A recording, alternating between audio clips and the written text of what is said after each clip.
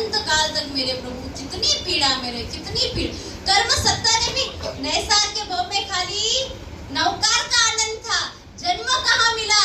आदिनाथ भगवान का पौत्र के रूप में त्रिपुष्ट वासुदेव के भव में क्या किया? गरम गरम शीशा डाल दिया, और शीशा डालने के पश्चात भी कोई अफसोस नहीं, कोई गम नहीं कि मैंने गलत किया, मैंने सत्ता का दुरुपयोग किया, कोई गम नहीं। और सीधा कहा मेरे प्रभु सातवीं नरक, वापस सातवीं नरक से अनंत दुखों को सहन करते करते कहाँ आए? सिंह के भव में। कहाँ आए? 20वां भव, सिंह का भव, वो भी जैसे वैसे सिंह नहीं, खुखार सिंह, शेर। और वापस कहाँ गए? चौथी नरक। छोटे छोटे भव की तो हाईलाइट दी ही नहीं है, उसके बीच में प्रभु सातों नरक घूम के आए हैं, सातों नरक में घूम के आए हैं प्रभु, ये बताने के लिए कि बेटा सारी नरक देख ली, सब में दुखी है। मुझे तो कह रही हूँ ना कि प्रभु वीर ने अगर कोई कर्म किया है, कोई पाप किया है, तो वो इसलिए किया है कि हमको बता सके कि देख सातवीं नरक में भी जाके आया, छठी में भी, पांचवी में भी, चौथी में भी, तीसरी में भी, दूसरी में भी, पहली में भी, सिर्फ ये बताने के लिए कि किसी नरक में सुख सी से वापस मरण पाम के कहाँ गए प्रभु? चौथी नरक में गए। 21वां भव, चौथी नरक में इतना दुख सहन कर करके 22वां भव उनको मनुष्य का मिला। उस भव में चारित्र धर्म की आराधना की, अच्छी आराधना की, उत्कृष्ट आराधना की, बिना नियाणु बांधे आराधना की, बिना इच्छा रखे आराधना की, बिना फल की प्राप्ति की आराधना की। तो 23वां भव चक्रवर्ती। कौन सा? मेरे प्रभु सब किया, मेरे प्रभु ने चक्रवर्ती बने, वासुदेव बने, 7 नरक घूम के आ गए, सब कुछ कर लिया, कुछ बाकी नहीं रखा है कि मैं सब कुछ देख के आ रहा हूँ ताकि मुझे बताने में आसानी हो कि कहीं सुख नहीं है। 23वां भव चक्रवर्ती बने, उत्कृष्ट चक्रवर्ती के भव में भी उत्कृष्ट चारित्र की आराधना की। 24वें भव में देवलोक, 25वें भव में नंदन मुनि। कौन से मुनि? क्या शानदार प्रभु का भव है।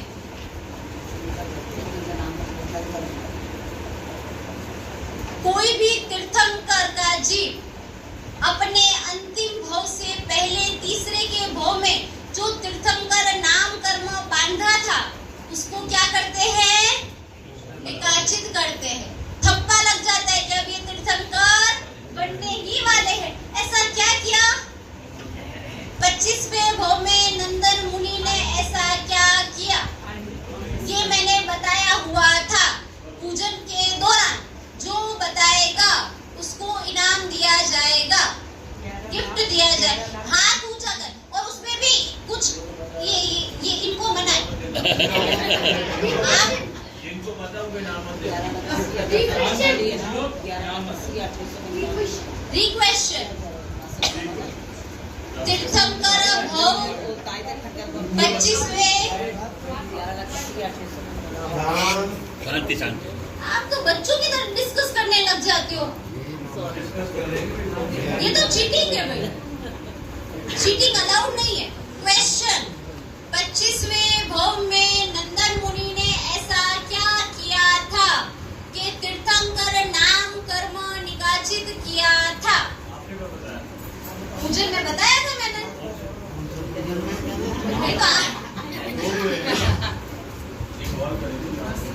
बताया था, इतना बताया। कौन से पूजन में बताया था मुझे ये भी याद नहीं है, बताया था। नहीं आपने बताया नहीं। मास खमन है आंबल की, तो बस मास खमन पूजा में बताया नहीं आपने। बताया है, बिल्कुल बताया है। मास खमन या मास खमन किया था, आंबल की तपस्या कुछ। मासक क्षमण भी नहीं, आंबिल की तपस्या भी नहीं।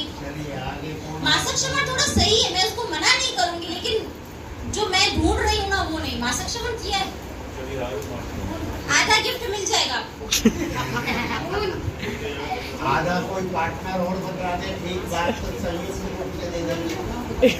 नंदन मुनि के भव में प्रभु ने ऐसा क्या किया था कि तीर्थंकर नाम कर्म में थप्पा लग गया। विशेष स्थानक तब मासिक श्रवण में आ गया, तब किया सही है, विशेष स्थानक तब की आराधना, लेकिन इसके साथ और क्या किया, गिफ्ट जा रहा है, देख लो। चलो टिक टिक 1, टिक टिक 2,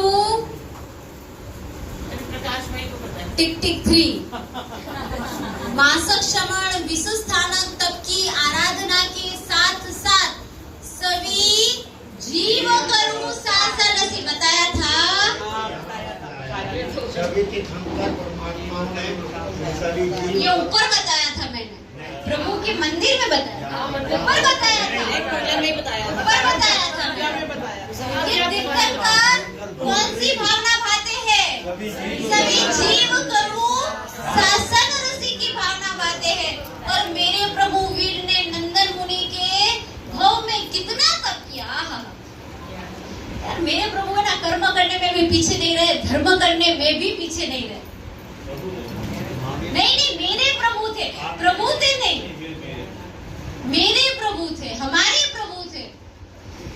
कर्म भी जम के किया है, धर्म भी जम के किया है। 11,80,645 फिर से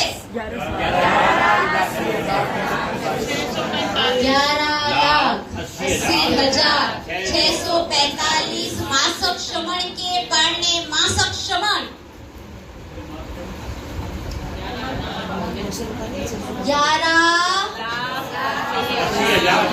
695 मासक श्रवण के पढ़ने। बोलो श्री प्रभु वीर की जय। क्या तपस्या की मेरे प्रभु ने, क्या तपस्या की।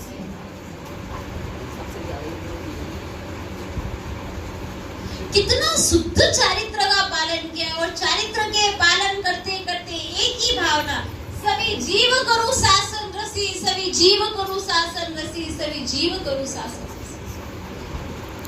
14 रजोलोक में जितने जीव हो उन सभी को जैन धर्म मिले, उन सभी को परमात्मा मिले, उन सभी को सुदेव, सुगुरु, सुधर्म मिले। जब वो प्रतिक्रमण करते हैं तो मोपत्ति के क्या आते हैं, बोल आते हैं, सुदेव, सुगुरु, सुधर्म, आदरु, कुदेव, कुदरु, कुदरम, पादौ, ज्ञान, दर्शन, चरित्र, आदरु, ज्ञान विराधना, दर्शन विराधना, चारित्र विराधना, परिहरु, मन गुप्ति, वचन गुप्ति, काय गुप्ति, आदरु, मन दंड, वचन दंड, काय दंड, परिहरु। आह। नंदन मुनि का भाव 11,80,645 मासक श्रवण, और तीर्थंकर नाम कर्म क्या किया। बोलो श्री प्रभु वीर की जय। खुशी हो रही है कि मेरे प्रभु ने तीर्थंकर नाम कर्म ने कि नहीं, कि हाँ ठीक है बता रहे हो, वहां किया तो किया, कौन सी बड़ी बात, कर लिया।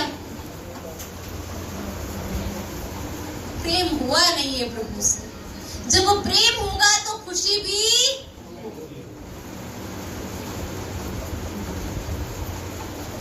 इधर 25वां भाव, 26वें भाव में कहाँ गए, देवलोक में गए। कौन से देवलोक, प्राणत नाम के 12वें देवलोक में, 12वां 10वां प्राणत, 10वें देवलोक, 10वां प्राणत, बिल्कुल प्राणत 10वें देवलोक, 10वें देवलोक में गए। वहां पे बहुत आराम से अपने आयुष्य को पूर्ण करने से पहले, देवताओं में एक चीज होती है कि जब उनका आयुष्य पूर्ण होने वाला होता है उसके 6 महीने पहले उनकी गले की माला क्या होती है, जा रखती है। पता चलने लगता है कि अब मेरा आयुष्य। इधर मेरे प्रभु को पता चल गया, पर मेरे प्रभु विशिष्ट थे। पता चलते ही उन्होंने ज्ञान का उपयोग किया कि मैं कहाँ जाने वाला हूँ। दोनों माताओं को क्या किया? वंदन किया।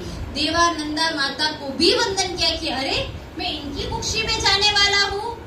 ये माता धन्य हो, धन्य हो, धन्य हो। इन माता को प्रणाम हो, प्रणाम हो, प्रणाम।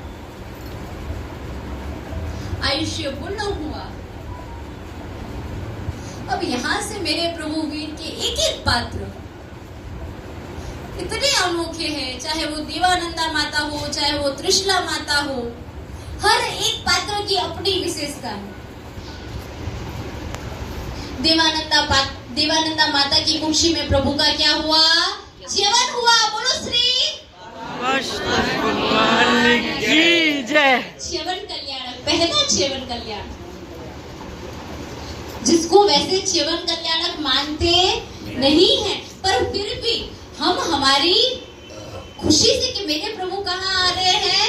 गर्भ में आ रहे हैं। देवानंदा माता को क्या 14 स्वप्न दिखे।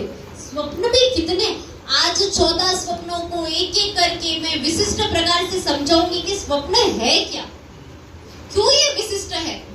कल्प सूत्र में क्या नहीं दिया? सब कुछ दिया है। स्वप्न फलादेश दिया है, लक्षण यानी चेहरा देखे, ललाट देखे, हाथ पैरों की रेखा देखे, यानी पामिस्ट्री भी दी है, एस्ट्रोलॉजी भी। कल्पसूत्र में बताया गया है कि अगर पहली बारिश आश्लेषा नक्षत्र में हो, कौन सा नक्षत्र? अगर आश्लेषा नक्षत्र में पहली बारिश हो तो इतनी जीव उत्पत्ति होती है कि वो पानी किसी के काम नहीं आता है। लेकिन अगर पहली बारिश मघा नक्षत्र में हो, कौन से नक्षत्र में? तो 12 साल तक भी उस पानी में जीव। इधर देवानंदा माता को क्या दिखे? उत्कृष्ट रूप के 14 स्वप्न दिखे, महास्वप्न दिखे। स्वप्न भी नहीं, महास्वप्न। महास्वप्न तीर्थंकर के स्वप्न है ना, सामान्य स्वप्न नहीं है। सामान्य स्वप्न तो हमको आते हैं, इसलिए महास्वप्न। और इधर देवा इतनी डिटेल के साथ कि किस तरीके से माता प्रभु का सिंचन करती है। स्वप्न आए, एकदम धीरे से देवानंदा माता उठती है। उस समय पति पत्नी के कक्ष क्या होते थे? अलग अलग होते थे। देवानंदा माता उठ के कहाँ जाती है? कहाँ जाती है? ऋषभ देव ब्राह्मण के पास, वहां पे जाती। एकदम मध्यम सी चाल, धीर गंभीर। बहुत बार हम बहुत एक्साइटेड होते तो कैसे भागते हुए जाते हैं। देवानंदा माता भी एक्साइटेड थी, 14 महास्वप्न देखे थे, लेकिन चाल में फर्क नहीं आया। ये उत्तम महापुरुषों के लक्षण है कि जो सुख में भी और दुख में भी समान रूप से चलते हैं। ये महापुरुषों के लक्षण कि सुख में छलकाते नहीं और दुख में उनकी चाल धीरे होती नहीं। गंभीर चाल से ऋषभदत्त ब्राह्मण के पास गए। क्या वर्ड क्या यूज किए हैं? हे देवों के प्रिय। क्या वर्ड यूज किए हैं? देवों के प्रिय, देवानुप्रिय। ऋषभदत्त ब्राह्मण अपनी पत्नी को क्या बोल रहा है? देवानुप्रिय, जो देवों की भी प्रिय हो, ऐसी मेरी पत्नी। आपको आज से ये बोलना है पत्नी।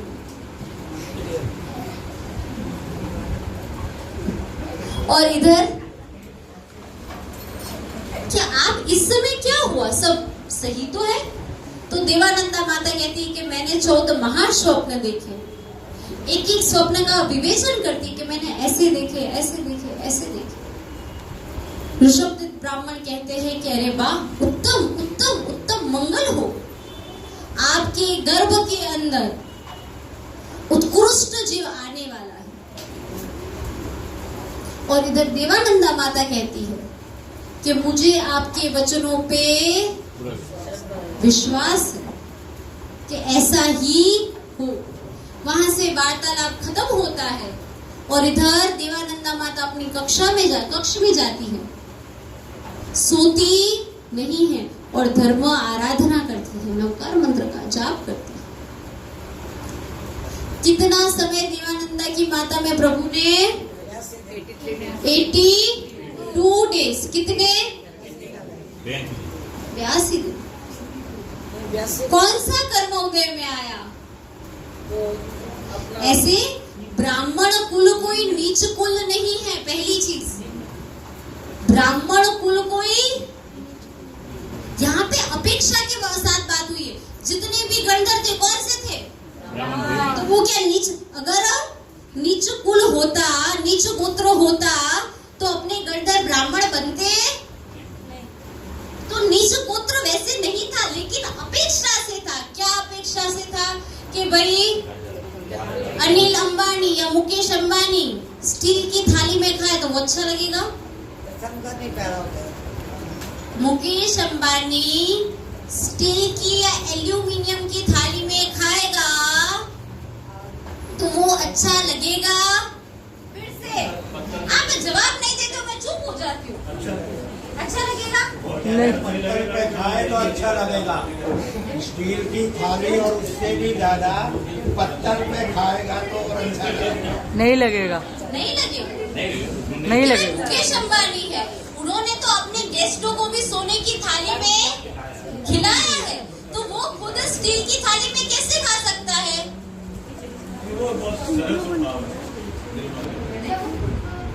एक व्यवहार के रूप से भी अच्छा नहीं लगेगा, एक व्यवहार के रूप से भी अच्छा नहीं लगेगा। तो वैसे ये तीर्थंकर प्रभु, ब्राह्मण कुल कोई खराब कुल नहीं है, लेकिन तीर्थंकर की आत्मा है तो वो तो क्षत्रिय ही होनी चाहिए। उस अपेक्षा से निम्न कुल है, ऐसे निम्न कुल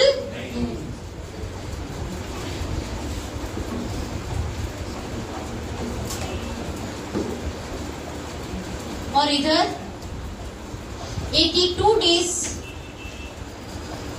प्रभु ने देवानंदा माता की कुक्षी में बिताए। प्रभु का कर्म खत्म हुआ, नीच गोत्र जो बांधा था वो पूर्ण हुआ, इंद्र का सिंहासन कंपायमान हुआ। जब वो कर्म आता है ना तो इंद्र भी अपनी बुद्धि का उपयोग नहीं करता था। देवानंदा माता की कुक्षी में गए तब भी तो इंद्र दिमाग लगा सकते थे ना, लगा सकते थे कि नहीं लगा सकते थे? कह रहे ये तीर्थंकर का जीव ब्राह्मण की कुक्षी में कैसे? लेकिन कर्म का उदय था, इंद्र ने भी अपना दिमाग नहीं लगाया। कर्म खत्म हुआ, इंद्र का सिंहासन कंपायमान हुआ, इंद्र ने बुद्धि लगाई, ज्ञान का उपयोग किया, पता चला कि अरे तीर्थंकर का जीव है। सबसे पहले तो क्या किया? नमोत्थुणम किया है, वंदना की है। फिर से पता चला कि नीच गोत्र में है पर तीर्थंकर है, औचित्य का पालन, प्रभु के लिए प्रेम, तो क्या किया? वंदन किया, नमोत्थुणम से स्तवना की। और उसके बाद हिरण्यकश्यप को, हिरण्यगर्भसी को आदेश दिया कि जाओ, हिरण्यकशिपु को आदेश दिया कि जाओ और त्रिशला माता की कुक्षी में रख कर आओ।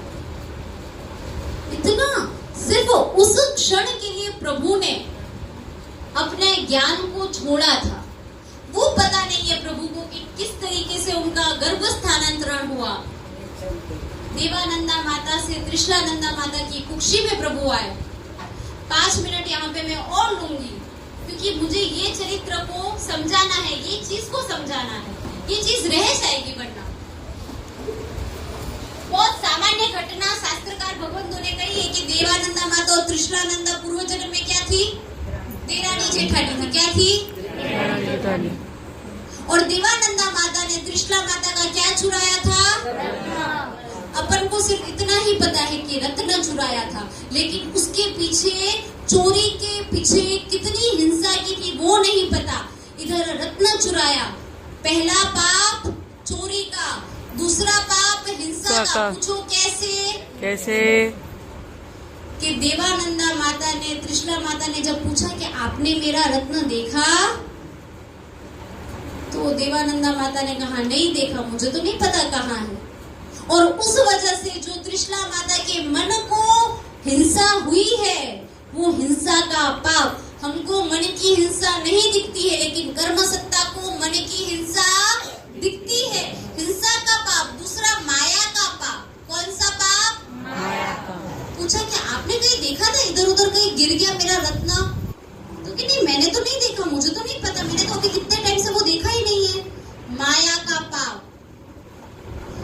चोरी दिख क्या रहा है कि चोरी की, लेकिन उसके पीछे के छोटे छोटे पाप तो हम देख ही नहीं रहे हैं। हिंसा का पाप, माया का पाप। और कितने दिन तक अपने पास रत्न रखा? 82 days। 82 डे घड़ी। कितनी? 82 घड़ी। सिर्फ घड़ी ही रखी है, थोड़ा समय ही रखा है, कुछ ज्यादा नहीं रखा। विचार परिवर्तन हुआ कि नहीं नहीं मैं वापस कर देती हूँ। उन्होंने खाली रत्न चुराया था देवानंदा माता ने, लेकिन कर्म सत्ता ने तीर्थंकर रूपी रत्न उनसे चुरा लिया। एक निर्जीव वस्तु थी, रत्न कैसा निर्जीव है, कोई कीमत, जड़ वस्तु है, निर्जीव वस्तु है, लेकिन कर्म सत्ता ने चेतन वस्तु उनसे चुरा ली। तीर्थंकर के जीव, 3 लोक की माता के बिरादों में उनका जो योगदान था वो उनसे ले लिया और कहां पहुंचा दिया? त्रिशला माता को पहुंचा। त्रिशला माता के नाम में भी विशेषता है, जिसके अंदर 3 शल्य यानी 3 पाप ना हो। कौन कौन से 3 पाप? तो पहले माया का पाप। कौन सा? माया का पाप। मेरी प्रभु वीर की माता कैसी माता थी? तो कि माया का पाप ना हो। दूसरा हिंसा। नियाणु का पाप, यानी कोई भी प्रकार की धर्म आराधना उन्होंने किसी के फल स्वरूप यानी शुद्ध धर्म की आराधना की थी। कौन से धर्म की आराधना की थी? शुद्ध धर्म। और तीसरा मिथ्यात्व का पाप, मिथ्यात्व शल्य। माया शल्य, नियाण शल्य और मिथ्यात्व शल्य, ये मोहब्बती के बोल में आता है। माया शल्य, नियाण शल्य और मिथ्यात्व शल्य, इन 3 शल्यों से त्रिशला माता दूर थी। और तीर्थंकर प्रभु का जीव त्रिशला माता की कुक्षी में आगमन हुआ। बोलो प्रभु वीर की जय। त्रिशलानंदन वीर की जय जय। महावीर की। त्रिशलानंदन वीर की जय। बोलो महावीर की। त्रिशलानंदन वीर की जय। जय। बोलो महावीर की। 14 स्वप्न आए। आज उन्हीं स्वप्नों के बारे में हम समझ लेंगे कि एक एक स्वप्न का महत्व क्या है, एक एक स्वप्न का उद्देश्य क्या है, क्यों तीर्थंकर परमात्मा इन 14 महास्वप्नों को देखती है। और उसके बाद जब आज जन्म वांछन प्रभु का सुनेंगे, मेरे प्रभु वीर आने वाले। ये खुशी, ये आनंद, ये उत्सव कि मुझे भव सागर से पार करने वाले ऐसे मेरे प्रभु वीर आज आने वाले हैं। जब ध्रुवसेन राजा को कल्पसूत्र सुनाया गया तब वो कोई सच में जन्म कल्याणक नहीं था, पर आनंद इतना था कि वो अपने पुत्र का शोक, पुत्र का दुख भूल गए। तो आज भी मैं अपने सारे दुख में, सारे अपने दर्द भूल के प्रभु वीर के जन्म वांछन को कैसे उत्सव में मनाऊंगा कि सच में मेरे प्रभु वीर का जन्म हो। दोपहर का आज का कार्यक्रम रहेगा जो मंत्री जी आपको सूचना में बताएंगे, लेकिन उससे पहले कल और परसों प्रभु वीर की जीवन यात्रा हम लेने जा रहे हैं।